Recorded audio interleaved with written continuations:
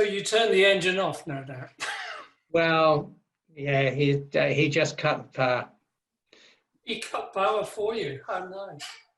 Yeah. Roger? Hi, how you doing? Yeah. Yeah. All right.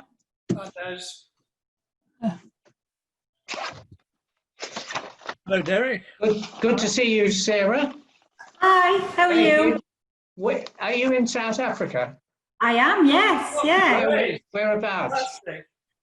Near Franschhoek, the Winelands area, about 40 minutes from Cape Town. Ah, Brilliant.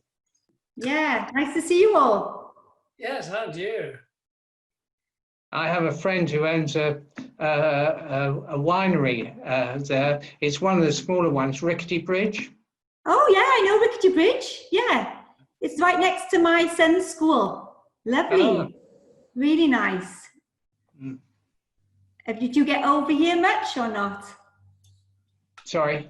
Say Have you again. been over to South Africa much? About 3 times. We spent about, was it 3 years ago? We spent 3 weeks there and spent a week of it staying in Cape Town in the in an apartment that belonged to the owner of Rickety Bridge, who I used to motorsport rally with. Oh wow, wow, yeah, it's a beautiful area. Very Yeah. lucky. It's a beautiful country. We went to South Africa 2 years ago to celebrate our golden wedding, and we went on the blue train and Yeah. safari. It's brilliant. Absolutely amazing holiday. I know. I think it gets a bad press, doesn't it, in the UK, being, you know. How are South African Airlines doing? Because they've had problems, haven't they? Yes, they did, but I mean, what they're doing, the government over here, they're only allowing South African Airlines to fly in and out of everywhere, so they're banning everyone else. So obviously they're getting the majority share of all the business now. Oh, I see. Yeah, that's a good idea. So no one else can land, only South African Airways. So We they only go to Joburg on South Africa, and BA was much more expensive, so we didn't go. Yeah. But Joburg is a difficult town, isn't it? City. Yes, yeah, it is. Yeah, it's much nicer here. Oh in the yes. West. Yeah. I lived in Cape Town for a bit. Did you? Yes. What part? Well, I lived at Bishop's Court. Oh, Bishop's Court's beautiful, isn't Yes, it? I was domestic chaplain to the Archbishop. And Oh, so wow. I lived in the house that he. So it was great. I travelled all around South Africa with him. Oh, good. So you were all sort of, quite a few of you know the area. It's nice. It was a long time ago now, but I've got very happy memories of it. Oh, good. Yeah, it's a beautiful place. Hi, Deep. Good afternoon, everybody. Hi, Sarah. Hi, President. Everybody okay? Fine, thank you. Very well. Sarah, are you a Rotarian yet? No, I'm not. No, I'm a good friend of Deep's, and he's been telling me all the great things you do and how you get together, and it's an amazing organisation, isn't it? Really. Yeah, very strong in South Africa. When I was visiting, I went to a meeting of one of the clubs there near the rugby stadium. Oh, yeah. Oh, we'll have to organise a trip then, a field trip. What's Not your imminently. accent? Sarah, what's your accent? Welsh. It's Welsh, isn't it? Yes. Yeah. Newport. Newport. Is it Ah. My other half is from Newport. So is mine. Yeah. Well, that's how they. She went to St. Julian's High School. Oh, I went to St. Joseph's, so she'll know. Yeah. Oh, wow. More well back. Yeah. Sorry, Sarah, where are you in South Africa? So I'm in a place called Val de Vie, which is just outside between Paarl and Franschhoek in the Winelands. I know it. I played Paarl Golf Club 10 years ago. Yeah, well, we're in that's exactly where we are. Wow. Right. Yeah, we had a lovely time. Went to a wedding in Franschhoek and spent our 40th wedding anniversary there when we were out there. Wow. Wow. It's certainly the best part of South Africa because I used to go on business to Johannesburg and Pretoria and up into what was then called Swaziland. Yeah. Swaziland. No, South Africa is a lot nicer than up in Joburg, you know. Yeah, sure. The Western Cape is anyway, lovely. Yeah. Things work a little bit better, not great. How are you doing at the moment with all the power cuts and things? Are they still occurring? It's been okay this week, you know, they seem to have forgotten us again. It's just so random. You know, we have load shedding here where they just turn the power off when they fancy it. And yeah, you're usually off for a few days. It could be a few hours, it could be more, they never tell you. They've got, you know, it's just, there's no real guidelines, it's whenever they fancy it. How's Hal? He's good. Hi. He's good. Hi, Patrick. You got me okay. Right, thank you. Hi, everybody. Hi, can see Chris. Hi, Mark. Hi, David. Hi, Paul. Hi. Hi, Don. Hi. Don, you're South African, aren't you? Yeah. Whereabouts in South Africa did you grow up? Cape Town. Steve Point in Cape Town. Oh, Very nice. lovely. Not quite as I left it. How long ago was that? Sorry? How long ago was that you lived in Cape Town? That's a rude question. 54 years ago. Oh, wow. I have some family there still. Yeah.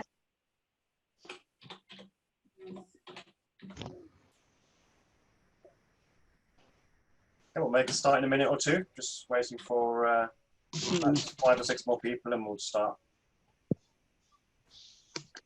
Don, did you ever get to St. Helena? Yes. Oh, the hard way. I was just going to say, the South African Airways have just started a service through Cape Town for 1300 or something. Yes, yes. I think it's on hold at the moment because of the virus. Is it? I think so. Well, South Africa is, yeah. No, St. Helena as well. They're not going in apparently. So you went on the 8-week trip, did you then? No, I went from Cape Town. It's about a week sailing each way. All right, okay, yeah. Very envious. I'm not sure I'd like the approach into St. Helena, to the airport there. But you've got to appreciate it. It cost us about 280 million pounds, isn't it? Yeah. And didn't they give the person who messed that up a knighthood or something? Oh, probably, yes. A reward for failure. Yeah. It's only other people's money anyway. He's probably on Boris's list to get a peerage now. Yes.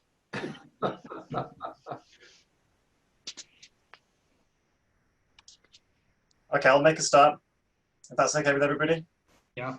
Yep. Just all the Leicester Club people, or Yes, these are Leicester Club members. Yeah.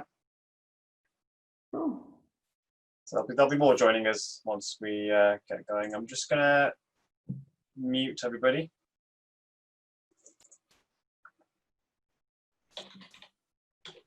You'll be able to unmute yourself when the time comes. Okay, so we should have everybody muted now. Yeah, okay, great. So welcome to this meeting. It's 3rd of August 2020. Don't mind me if I'm looking that way, I've got a screen over there. So I'd just like to see if there's any guests or visiting Rotarians. I can't see any at the moment, unless I've missed somebody. We've just got Sarah, who will be speaking today. I would bring you greetings from Liverpool. Thank you very much. Thank you, Paul. Any other greetings? Okay, great. We do have, you would have all received an email with regards to a benevolent donation of £1,523 to Age UK, Leicestershire and Rutland. That's specifically to support their local COVID work here in Leicester. We've had, Barry's told me we've got 7 members who can't attend the meeting, but they have said they support the donation. So what I would like at this point is a proposer for that. Yes, Simon, okay. And a seconder? Yeah, I'm happy to second. Yeah. Okay, yeah, I'll take Moira on that one. Thanks, Chris. And those in favour? Okay, any against? Okay, that's approved. I'll now move on to President's remarks. Things are moving forward very well with Rotary for Food Banks, which I mentioned last time. If you don't recall, they funnel food donations to food banks cost effectively by providing a very efficient supply chain, allowing food banks to get hold of food at wholesale supermarket prices. So the discussions I've been having with them have gotten to the point where they've asked me to nominate a local food bank. So I spoke to a couple of food banks. I went to Open Hands Trust, which many of you will remember actually came and spoke at our club. But unfortunately, I couldn't get hold of them until today. So last week, I hadn't heard from them, so I then went to Age UK through Chris Sol.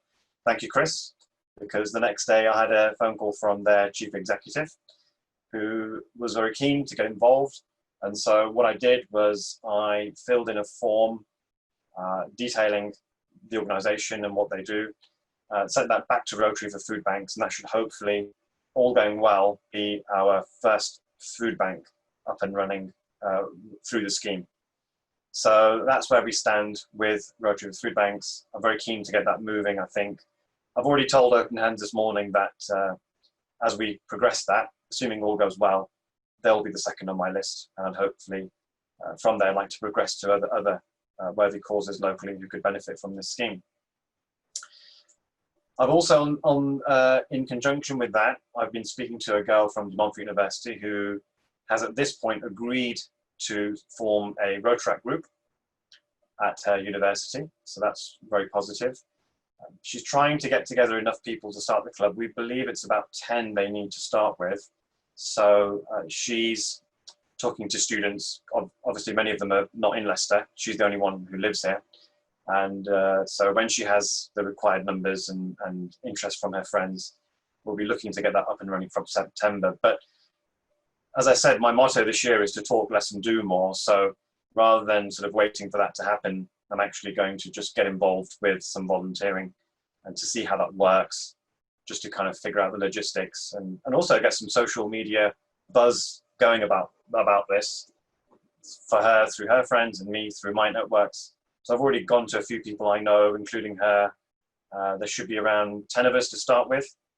And I've already approached Open Hands and Age UK to see what kind of volunteering we could do for them, because I think it's important we just get some of us out there into the community, and whether it's distributing the food from the food banks to needy people, which the chief executive of Age UK did say was a strong need that they had, or something else. I think it's important we just get out there and get visible. So I'm also working on that. We've purchased a new laptop, which I'll tell you more about once we get that working at the hotel. So I'm planning to try and run one of these meetings from there as soon as I can, all going well. So that would just be me, just to kind of test out how that would work, whether it's nice, clear visually, and the sound and everything can be heard. So before we start getting members back and running it for the first time, then I'd like to try and just do it with me and maybe a couple of other people. If anybody would like to come along, that'd be great. Just for kind of a test day, really. So that's me. Do you have any notices from the secretary, Barry? You need to unmute yourself, please. No, there isn't anything. Thank you. Okay. Okay, and any committee chairwomen or men? Okay. So I'll move on to our speaker. And she's very interesting. She's a very good friend of mine. I've known her for nearly coming on to 15, 20 years now. And it's interesting because people are just kind of waking up to the whole idea of working from home and being able to work from remotely, and it's kind of a revelation for many people because of this COVID situation. But I've been working from home remotely since about 2001 when I started my business, and I know Sarah has been doing the same. She has an office, and I had an office, but we don't really need to go there because we've managed to arrange our businesses so that we can work from wherever we are. And so that's something that I admire the way Sarah's done hers. I think she's done very well in terms of just the fact that she's living in South Africa, and her business runs very well without her in Newport. I suppose the other advantage to the way she set up her life is she's got an income in the strong currency, or relatively strong currency. And I guess, Sarah, you've got expenses in a rand currency, which is weaker. So you get the lifestyle, and it's financially very beneficial. So, you know, I really admired I know her husband Hal as well. I really admire the way they do things. So I thought it'd be great just to kind of bring her on and have her share how she's managed to set up this ideal lifestyle, which I can see many people are now thinking about, or having to think about, given the COVID situation. So she's going to be talking to us about how she's managing well over 500 properties from her base over in the Winelands in South Africa. So thank you, Sarah, for joining us, and take it away. Yes, that is really, really a privilege to be speaking to you all. And I was very honoured to be asked to do this, and thinking to myself, why do you need to know what I'm doing? But, you know, obviously it becomes my normal really to obviously live in South Africa, but run my business, as Deep said, in South Wales, in Newport. So we've got a property business. We have a lettings business managing over 500 properties. We also have a sales company, and then also we do acquisitions for investors. We buy properties and buy portfolios for investors. So this all started many, many years ago in 2002. We started buying properties, and then we became very good at it. And also then I had another business where I was talking on stage and educating people about how to buy properties below market value and how to do option deals. So then fast forward a little bit of time, we then decided that we had a child by then, my husband, and we decided that, you know, he's South African, so that's the link was. And we always thought, well, we'll go back one day. But we had to decide what sort of plan we wanted in place to get back here. You know, you can't just have all these businesses and then leave them because they're not going to work. So we decided there was 4 things we need to do. First of all, we need to have goals of why we want to do what we're doing. The second thing is we have to get some recruitment and some systems in place. The third one is how we're going to implement it and how we're going to move. And then fourth one is to embrace the technology. And this was all in sort of 2003, when everyone was still going to the offices, still working as normal. So I'm going to share my screen a bit with you just to show you. Can you just disable me to do screen sharing, Deep? Don't know if you can.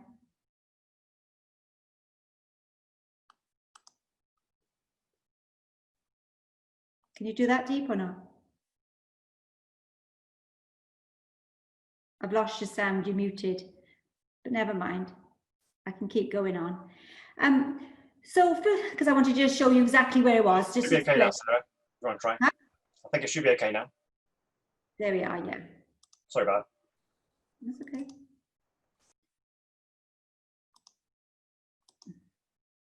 So this is where we're talking you from, South Africa, and I was just chatting to many of you that you know where South Africa is, you've lived here, and this is when Deep came to visit us in February, luckily, just before lockdown. You came over for the first time and you were pleasantly surprised at how beautiful it was here, weren't you?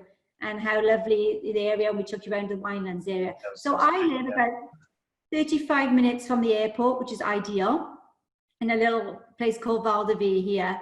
Beautiful, beautiful estate with 42 miles of bike riding and swimming pools, tennis courts, everything you could possibly want for a child as well. So it's lovely. And so the reason I'm saying this is because we had to decide, first of all, of our goals and, you know, why we wanted to do what we're doing. So like I mentioned before, we had a couple of businesses, and one was them, I was on stage talking to people. But we decided we couldn't sustain that business because we couldn't put systems in place. I needed to be there in order to do the work. So what we decided to do is, you know, which business can we go with, which we decided the lettings and sales business can we go with, and then we can systemize it. So the first thing we had to do is hiring of people. We had to get a culture in the business that was, let me just show you, this is a picture of my little boy running, crushing grapes, and this is where we live here on the right hand side with the zebras in a garden. And this is our estate we live on. So you can see that was our reason why we wanted to do what we're doing. And then going back to the first system then was deciding our why. And it was for the lifestyle. And then we decided which country we're going to go to, because it wasn't necessarily South Africa, but we decided because of the timelines, and it was only maybe 1 hour, 2 hours difference, depending on British summertime, it would work easily. We also decided we had to be about within an hour of an airport so we could get back home. And then the flight to the UK was an overnight flight. So if we needed to be at the meeting in the morning or back to the office, we could do an overnight flight and get back. So that logistically, it was important to be here. Also, like Deep said, it helped with the rand being weaker. We could get a lot more money. We're earning in pounds and spending in rands. So the first thing I had to do is get the right recruitment, get the right people on board. We had to get staff that, you know, embraced our culture, what we stood for in our lettings business. And we had to build our management team from the ground up. And we had to hire employees who didn't need us, which might sound a bit strange. You know, we didn't want to be the boss. We didn't want to be in charge. We wanted them to be empowered to do it themselves. And also a team that we trusted with our lives, really, because it's all about the team. And we wanted them to, like I said, be empowered, make decisions without us, and be able to delegate. We had to really make ourselves redundant from the business and delegate everything. And to do that, we started doing an instruction manual for our business. So every task I did, every single little thing, putting a property on, I would make a video. Advertising this, I would make a video. Doing applications for tenants, I'd make a video. So it was a bit like, we followed like the McDonald's model where, you know, they put the chips in the fryer for this long, for 30 seconds. So literally kids could do it, you know, so every bit of our business was systemized with videos. So they wouldn't have to call me and ask me how to do this. I'd put them through the training program so they could watch each step and learn how I wanted them to do it. So that was the main thing, is get our procedures and our manuals in place so we could do that. And then we could hire junior talent. It means we didn't have to have really expensive people. We wanted people who we could offer a full-time sort of career, and they could see that they were part of the business. And then we also intensified our two of our employees now. They become part of the business. We give them shares of it. So they really have ownership of the business. And they actually said to us a few years ago, it runs better without you. And that's exactly what we wanted them to say. And then we had to decide then, the third step was we had to decide how, once all these systems were in place, and it took a few years to get that right and hire the right people on board. So we've got 12 staff that work in the UK, and then we've hired a couple in the Philippines as well. So we outsource, we've got virtual assistants, and we've got another 2 here in South Africa. So everyone works from home in the countries, and then we have an office in the UK, which we link into each day and speak to them. So that's the first, that was the second thing. It was all about the staff and empowering the staff and letting go and putting the manuals in place. Then the third thing, we thought, how are we going to move out to the office? So simple things we did, first of all, which people are finding quite normal now. First of all, I moved upstairs in the office, so I wasn't physically there for them to ask me questions. My husband, Hal, moved to the coffee shop, and he would only then take meetings as and when was scheduled. And we do it obviously via Skype in those days, and then Zoom. About 4 years ago, we were on Zoom. And that way people wouldn't have regular contact with us, but they know we were there. So they know they could we'd only be having a meeting from 10 till 11. They know we could do this calls, and we were very accessible on WhatsApp, email, Messenger, all the sort of portals you'd use to get hold of people. We were always on our phones. We weren't missing for days. And they got used to us not being there, and they got used to us having a scheduled time, and they got more productive that way. So that's the one thing we did. And we did that for about 6 to 8 months, moved out to the office physically. Then we decided that we were going to literally move out here and still run it as we did from South Africa. So in 2015, we moved to South Africa, and I literally did say, I'm just going over there for a few weeks, and I didn't come back for 4.5 years. That was the first time I came back. So, and they really didn't even, you know, even clients didn't even miss me because we put all these systems in place. And that's the other thing, that the only way we could have done this, was the fourth point, was to embrace technology. And we really do, and we embrace it now, and we're becoming more and more advanced. You know, we're not so much a property business, we are a tech business with a property side. And that's why most businesses have to be these days. So we, like I said, we had WhatsApp, we had Zoom, we have Slack, which is another thing everyone can message on, and we can organize projects on. And also everything we do, like we said, is automated. We build funnels, which is like sort of marketing online for generating business. We do processing applicants that way. We hire staff that way. So we'll put an advert on Facebook and for staff, and then they'll go through the funnel. Then they'll have to submit their own interview, and then they submit their own application form. So they do it. A lot of the work is taken out for you through technology. So you get down to the last 10 people, and then you can interview them like via Zoom, and then we'll do a phone interview, and then they'll meet someone in person. So everything is, you know, technology has helped us immensely to do everything we need to do in our business. And you've got to make sure things are right. You know, it doesn't help that we've got load shedding here, but you need to make sure you've got good Wi-Fi in the connections. You need to make sure all the staff have got quality equipment, you know, high-tech laptops, computers, iPhones. It really helps. And then we use lots of things in our systems. So tenants, we're educating tenants and landlords now. So if they have any maintenance, they'll use a device called FixFlow, which tells them videos of how to do things, how to fix things themselves, how to upload it, how to get the answers on the internet without actually calling the office.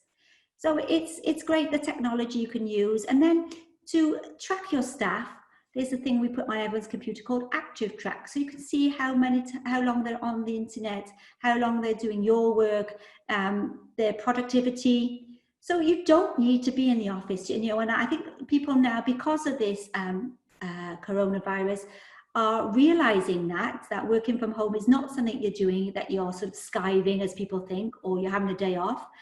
And you can run your business like we have been for the last sort of 6 years, virtually, from a different country, and it doesn't matter where you live.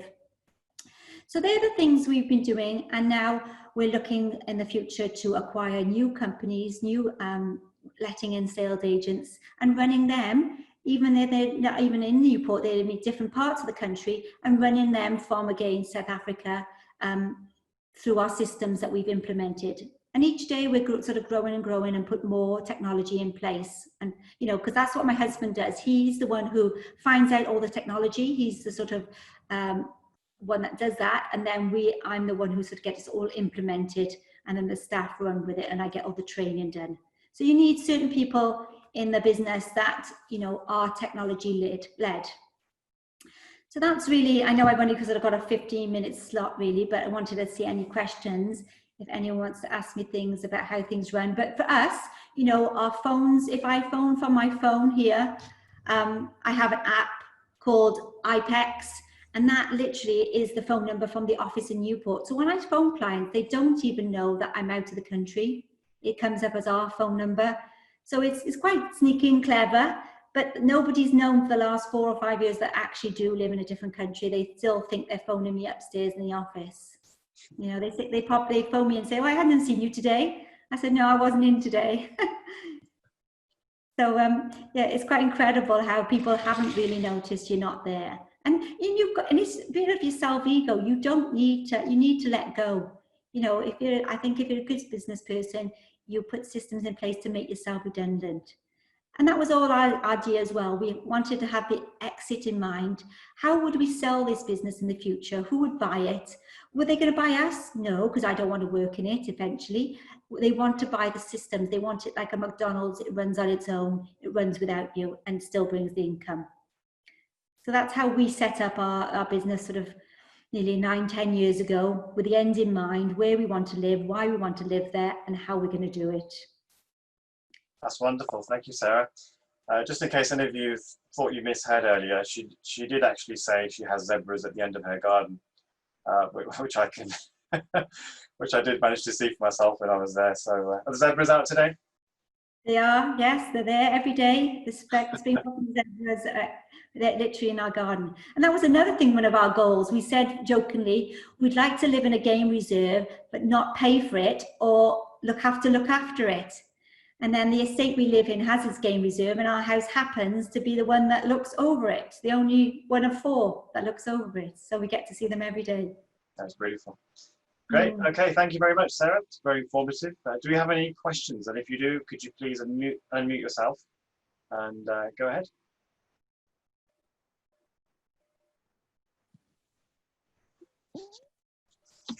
I've got a question. Yes, Chris. Yeah, Ollie, what I was wondering is, do you have an annual get-together? Do you actually meet everybody who works for you, or do you not even do that on an occasional basis? No, yeah, you're right, Chris. We do. We haven't been this year, but either me and my husband would like to go at least once a year now. I didn't go for the first couple of years, but Hal at the beginning, that was right. I forgot to mention that he did go. Every 3 weeks he went over for like a sort of 4 or 5 days, and then came back. So the first year he did do back and forth.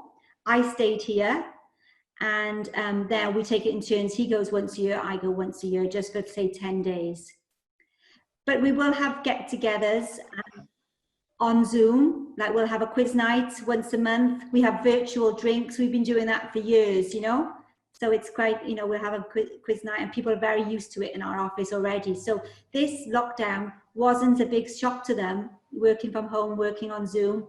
Everything carried on as normal. And actually our business went up by 35% in this time, because we were well ahead of other agents who just thought, oh, let's go home and shut the doors. But they didn't realize this is a new normal for them. Okay, thank you. Yep. Any other questions?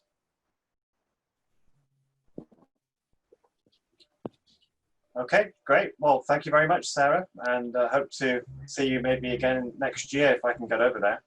But, yes, and anyone else who wants to pop our way, we've got plenty of room, and we'll be happy to have anybody.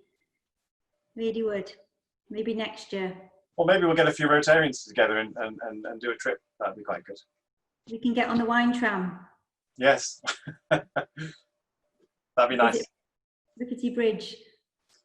That'd be great. Thank you very much. Okay, so at this point, I'm just going to see if we don't have Richard on today. So I believe there isn't going to be an update today, but I will email him and see if he'd like to do another update at some point this week. Next meeting will be Reese Woodfield, an interesting chap that I know from Britain, very young still, as British as they come. Has no background I don't think he'd even travelled abroad before, but went with his girlfriend and they moved to Malaysia. He learned the language from scratch, built a media company, and then sold it all before the age of 30. So you might be wondering what this media company did. Well, have you seen these people who go on YouTube and they eat food and talk about it? Have you seen any of those people? It's quite a big thing right now.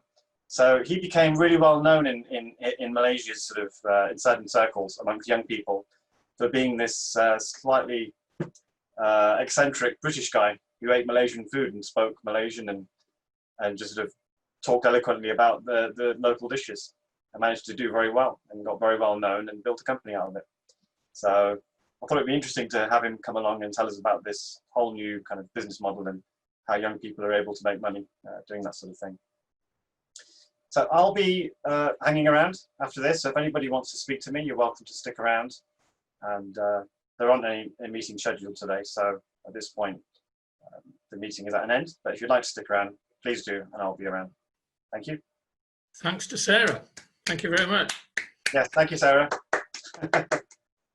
Lovely to see you all. Thanks for coming up. What's Max doing today? He's actually gone back to school for the first day today. He's been homeschooling for the while. But because he's heard there's cross-country running, he's gone in. 'cause they can't, you know, he loves running.